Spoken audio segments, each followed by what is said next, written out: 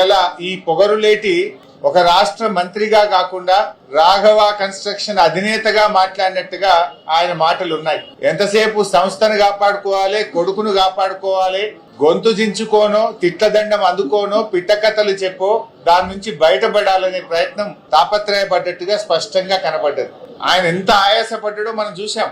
అంటే నేనొక్కనే అవినీతి పరుణ్ణి కాదు, నా సహచర మంత్రులందరూ కూడా అవినీతి పరులే అని పాపం వాళ్ళందరినీ కూడా తన కంటిన బురద వాళ్ళందరికీ అంటించే ప్రయత్నం చేశాడు. జూపల్లి కృష్ణారావు గారి కుంభకోణాన్ని ఆయనే బయట పెట్టాడు. ముఖ్యమంత్రి కుటుంబ సభ్యుల టెండర్ల కుంభకోణాన్ని ఆయనే బయట పెట్టుకున్నాడు. బట్టి విక్రమార్క గారి ఆర్థిక శాఖలో బిల్లులు ఇయ్యడానికి పర్సంటేజీల కుంభకోణాన్ని ఆయనే గుర్తు చేశాడు. అంటే ఈ రాష్ట్రంలో జరుగుతున్న అవినీతి కుంభకోణాల చిట్టా చదివి అరే నన్ను ఒక్కనే కాదు నా చుట్టూ ఉండే మంత్రుల కుంభకోణాలను కూడా రాష్ట్ర ప్రజలకు చెప్పే ప్రయత్నం చేసినాడు. అంటే ఆయన తాపత్రయము, ఆయన ప్రయాస అంతా కూడా నేనొక్కనే కుంభకోణాలు చేయలేదు, నేనొక్కనే అవినీతి పరుణ్ణి కాదు, రాష్ట్ర కేబినెట్ లో చాలా మంది ఉన్నారని తన బురద అందరికి అంటించే ప్రయత్నం చేసినట్టుగా నిన్న ఆయన ప్రయత్నం కనబడ్డది.